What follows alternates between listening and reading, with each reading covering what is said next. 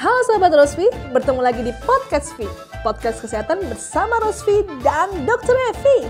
Let's talk about this. Ya, halo juga Mbak Nisa. Astagfirullahaladzim, hari ini benar-benar melelahkan ya dok ya kayaknya. Ya, kita energinya terbuang tapi seneng kan? Iya gitu. seneng, soalnya saya ketemu dokter Evi yang paling cantik ini. Gitu. Gimana dong? Ini kalau di situ hawanya lagi ini ya dok ya, lagi agak-agak semu-semu bikin ngantuk. Iya, sekarang kan lagi mau musim hujan ya, Iya. mau masuk musim hujan jadi ya kayak hawanya kayak gloomy gimana gitu Iya, kan. dokter ngantuk dok? Enggak juga sih, Oh, udah kalau biasa. saya kebetulan ngantuk dok, kurang Ngantuk. tidur aja. Biasa, kan kalau orang bilang sudah nabi dok. Oke dokter, kemarin kita udah bahas masalah hubungan seks ya, bagaimana posisi seksnya bagus-bagus, terus kita ngomongin masalah kanker serviks, karena kita bilang kanker serviks itu adalah silent killernya wanita, bener nggak dok? Iya benar, jadi kanker serviks itu memang kanker yang paling ganas ya untuk di perempuan ya. Dan setiap 47 menit di dunia ini ada satu orang kena. Oke, Gitu. Dan 47 menit tuh? Iya, 47 menit satu orang kena kanker Itu serviks. dihitungnya gimana dok? Dihitung pakai apa namanya, stopwatch Oh, gimana? disuruh jejer-jejer gitu, hitung 1, 2, 3 gitu ya. Dan ini memang banyak sekali yang kemudian juga tidak tertolong gitu ya. Oke. Karena biasanya kalau kanker serviks itu ketahuannya tuh setelah stadium lanjut akhir gitu. ya. Jadi kalau awal-awal tuh biasanya juga tidak ngeh, karena kadang-kadang tanpa gejala juga gitu. Oh gitu. Dan sebenarnya tuh kanker serviks itu memang katanya kan bilang tanpa gejala dok ya kalau stadium 1 gitu. Iya. Tapi kalau stadium 2 tuh udah terlihat belum sih gejalanya dok? Kadang-kadang masih belum terlihat, kadang-kadang sudah gitu. Oh, Jadi gitu. kan memang Jadi gejalanya tergantung pada kondisi tubuh masing-masing? iya, tergantung dari aware si perempuan juga gitu. oke, Kadang-kadang kan kita nggak pernah lihat ya, misalnya kalau habis hubungan seksual itu kita nggak pernah ngecek apakah ada perdarahan atau tidak gitu. Karena memang salah satu gejala yang muncul itu kan karena hubungan seksual kemudian keluar darah. Iya. Padahal bukan masa menstruasi. Kemudian kadang nyeri juga ya, nyeri di daerah panggul, dan kita kalau nyeri di daerah panggul paling kan aku pegel kayak kenapa ini udah tidur aja cukup lah biasanya gitu kan. kurang minum Kurang gitu-gitu ya, kayak dok, gitu. ya? Kemudian nanti ada gejala keputihan. Nah, keputihan ini biasanya kalau keputihan sih perempuan pasti ngeh ya, ini kok gak kayak biasanya ya, kok warnanya kayak hijau kayak gini gitu. Nah, ini tapi setelah tahu bahwa keputihannya itu bermasalah, banyak juga yang udahlah gitu, nggak apa-apa gitu. Nah, sebenarnya kalau ada perubahan-perubahan yang sedikit pun itu mestinya kalau seorang perempuan harus udah aware ya bahwa kok ada yang nggak beres, kok beda gitu. Berarti sebenarnya kalau kita lihat itu bisa dilihat dari keputihannya ya dok ya? Salah satunya iya, salah satunya. Keputihannya itu dari yang menahun itu atau hanya beberapa hari baru ketahuan oh dia kanker serviks gitu dok? Nah, biasanya kalau yang karena kanker serviks keputihannya itu pasti bersifatnya agak lama ya, agak lama, sering lah gitu. Kemudian dia juga mungkin berubah warna, kemudian berubah bau kayak gitu. Dan bukan keputihan yang encer, yang bening hanya terjadi pada saat menstruasi itu enggak. Ini enggak ada hubungannya dengan menstruasi, dia akan keputihan seperti itu. Oh gitu, berarti untuk wanita-wanita yang memang mengalami keputihan gitu ya, terutama yang sudah pernah melakukan hubungan kawin ya dok ya? Hubungan kawin. Kan soalnya gini dok, bukannya gimana, kan banyak banget nih sekarang zaman sekarang anak kecil gitu ya, itu sudah berhubungan badan sebelum menikah gitu kan. Iya. Kayaknya kalau misalnya dibilang hubungan nikah tuh kan ada juga dok yang udah pernah melakukan hubungan sebelum menikah gitu. Hubungan seksual gitu loh, Oh, masa gitu. hubungan kawin gitu kan. Kayak binatang aja lo kayak gitu. Oke, berarti sebenarnya kalau misalnya dia udah terlalu sering melakukan hubungan seksual gitu, itu juga potensi nggak dok?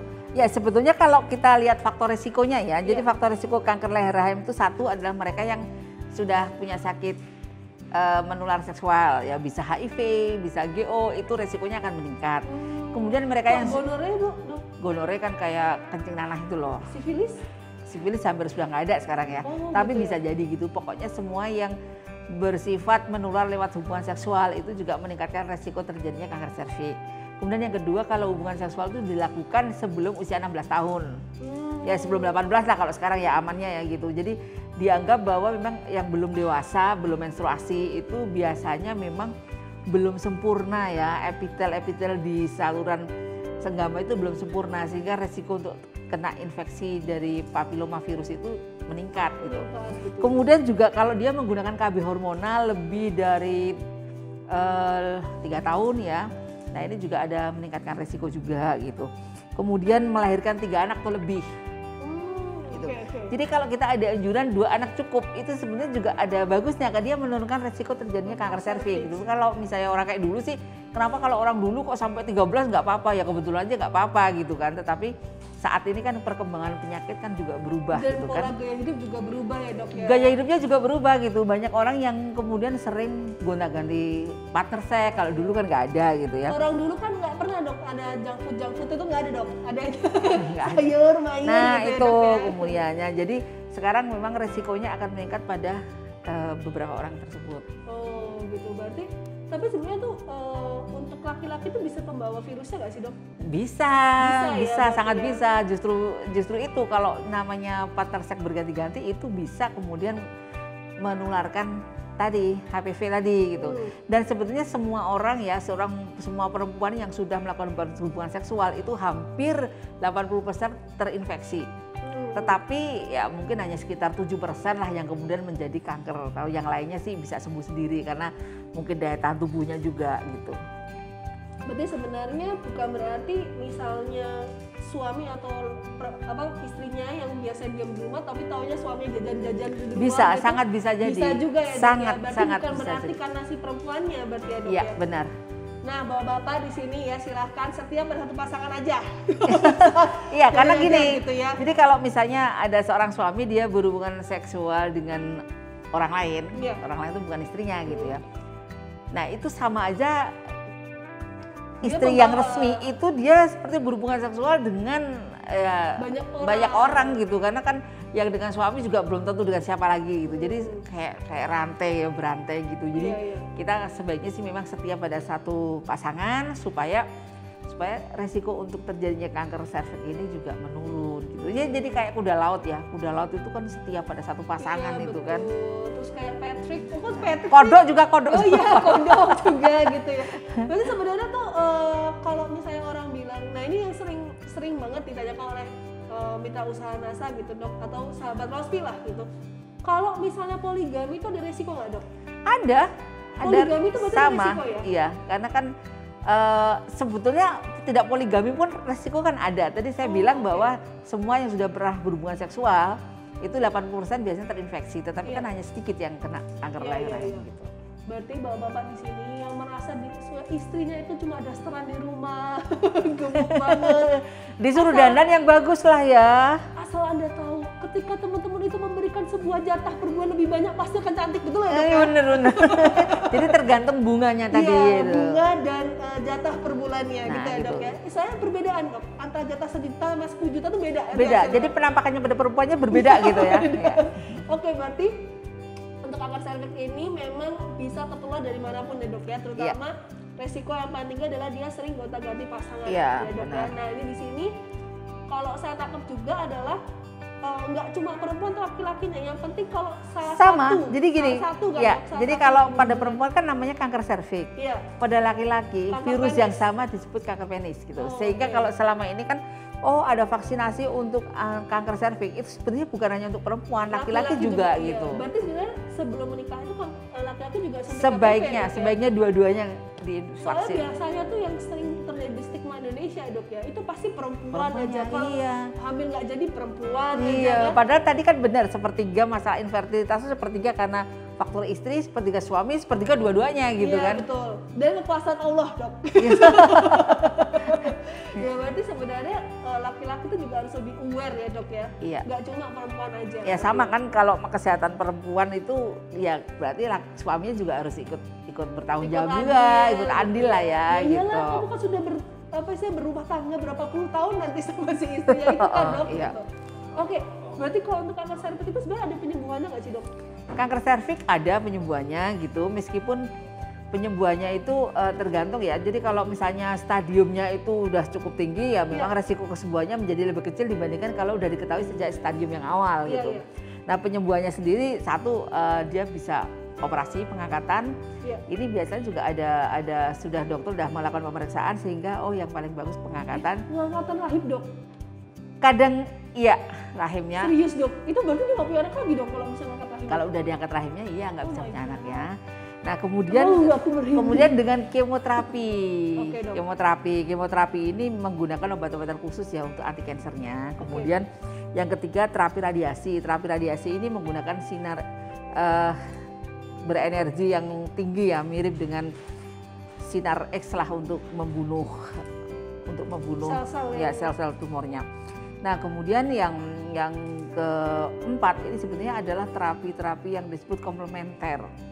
Terapi komplementer itu terapi untuk dia penyerta, jadi dia mensupport terapi yang utama gitu. Jadi misalnya dengan lifestyle ya, pola makannya, kemudian dengan herbal, suplemen, itu komplementer namanya. Oke, berarti sebenarnya kalau misalnya saya tangkap itu, kalau kanker serviks itu bisa banget disembuhkan, tapi kalau misalnya masih stadium 1. Iya benar, jadi kalau stadiumnya sudah awal agak susah ya. Apakah ada kesembuhan? Stadium akhir tuh dok? Ya stadium akhir agak susah, tapi ya apakah masih kemungkinan sembuh? Ya masih ada yang di atas, iya, ya betul. masih ada kemungkinan. Apalagi gitu. tadi kalau bisa diangkat rahimnya dok ya? Kalau udah diangkat rahimnya udah nggak bisa punya anak lagi. Oh my God. Itu berarti perempuan-perempuan, apalagi kalau saya buat tahu di 47 menit selalu ada yang meninggal satu karena kanker serviks. Ada satu yang terkena kanker serviks. Oke, itu adalah silent killer-nya wanita yang pertama kali ya dok ya? Ya. Yang kedua saya dengar juga dengan masalah kanker payudara, itu benar nggak dok? Iya, kanker payudara, tetapi kan kanker payudara itu tingkat kesembuhannya jauh lebih tinggi. Kecil, ya, jauh lebih masih tinggi. lebih tinggi Jauh ya, lebih dok, tinggi. ya? Ya. Wow, berarti kalau saya itu sampai agak speechless loh, karena yang namanya kanker serviks itu karena dia tidak ada gejalanya udah stadium lanjut, dan itu harus dengan penanganan yaitu angkat rahim, terapi maupun kemo, betul ya dok ya? Nah, kalau Rosvi di sini sebagai apa dok? Kalau Rosvi itu sebetulnya kan dia bersifat ada anti cancernya, jadi dia mencegah terbentuknya sel-sel pre-cancer. Oke. Ya, ada kayu rapet kan? Iya betul, kunyit putih juga. Iya gitu. Jadi itu adalah mencegah terbentuknya sel-sel pre-cancer gitu. Oke, berarti kalau misalnya untuk konsumsi Rosvi gimana dok? Untuk agar tidak terjadi kita mencegah lah. Kita kan orang bilang selalu mencegah lebih baik daripada mengobati. Betul ya, dok? Benar. Itu gimana cara konsumsinya dok? Ya kalau konsumsinya sih Rosvi tetap ya kita kalau dalam nggak ada keluhan apapun, kita dalam keadaan sehat sebenarnya kita bisa cuma sehari satu. Iya. Cuma sehari satu. Cuma kayak kita puasa Daud nggak dok? Ya boleh. Cuma ada beberapa hal yang bisa untuk mencegah terjadinya resiko kanker ya. Jadi untuk mengurangi risiko kanker, satu adalah melakukan screening pap smear. Oke, itu berapa tahun sekali dok kalau saya betul? Jadi pap smear itu dilakukan 2 tahun sekali untuk usia kurang dari 30 tahun. Itu kalau sudah berubah badan, betul ya dok ya? Iya dong. Kalau belum kan kan nggak boleh dong, karena kan dimasukin sesuatu. Kali aja dok. Nggak bisa. Aku takut katanya gitu. Iya enggak gitu ya. Ini sudah ya, berubah badan kalau dok, usia di atas lebih dari 30 tahun itu 3 tahun sekali gitu. Oke. Jadi ini salah satu cara untuk kita mengetahui sejak awal kalau terjadinya kanker serviks gitu ya. Kemudian yang untuk mencegah berikutnya ada vaksinasi HPV. Oke. Ya. Nah ini kalau masalah vaksinasi HPV nih dok, sebenarnya lebih optimal itu ketika dia sudah berhubungan badan atau yang sebelum berhubungan Ketika badan? sebelum berhubungan ya, badan. jadi ketika usia di atas 9 tahun ya itu sebenarnya sudah bisa divaksin sih. Oke. Jadi justru malah sebelum terpapar. Kalau yang sudah terpapar nggak boleh aja, tetapi mungkin tidak ya, dok, ya? optimal sekali gitu perlindungannya. Oh, oke. Itu sekitar berapa persen dok? Yang untuk yang sudah, karena gini nih, banyak nih orang yang takut pap smear ya dok, karena kan dimasukin di rogoh gitu ya dok ya. Iya. Ada mereka mengambil cara dengan cara suntik HPV. Gitu dok. Itu apakah ada keberhasilan juga sekitar berapa persen? Dia paling hanya melindungi sekitar 30%, kecil sekali gitu. Tapi kalau untuk yang belum pernah melakukan hubungan seksual bisa sampai 90% terlindungi. Padahal suntik HPV itu mahal ya dok ya? Iya, kalau itu satu investasi kesehatan sih enggak ya, gitu. Ya. Tapi menurut saya itu mahal dok, karena saya juga suntik kemarin. Iya benar. Menikah.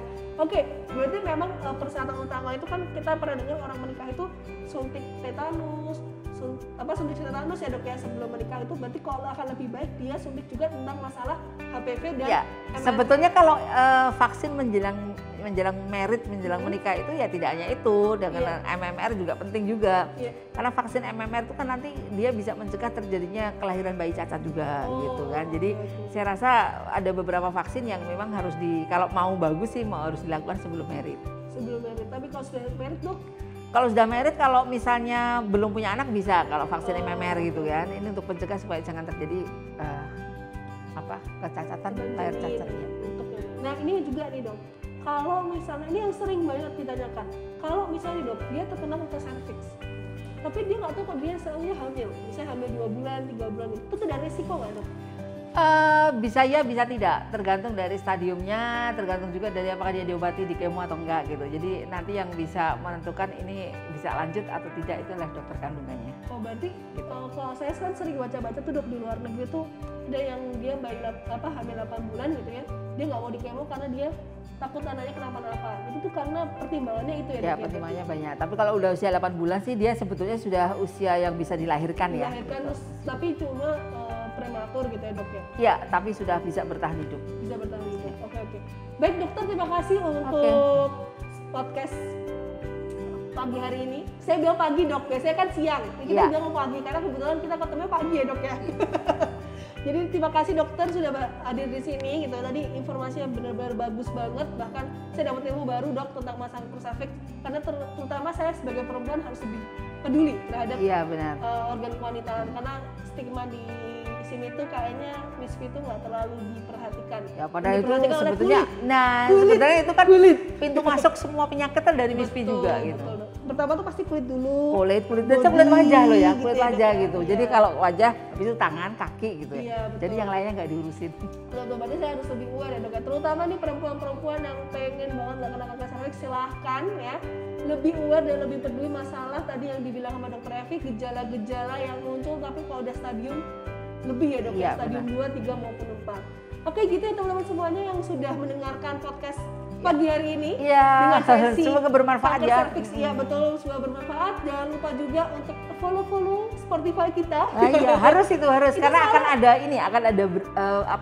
akan ada topik-topik yang lebih menarik lagi. Informasi yang bagus-bagus juga karena yang pasti ada MC-nya yang paling cantik. Ya nggak kelihatan nggak apa-apa. Iya, suaranya kan udah cantik dok. Iya, aslinya sebenarnya buluk banget di sini. Oke, terima kasih dokter.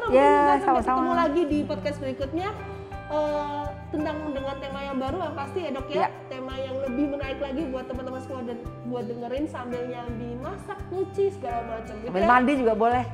Kalau mandi kayaknya boleh taruh atas itu dikasih. Oh iya bisa dok, bisa. Kalau mandi tuh kayaknya udah fokus pada mandi saya dulu.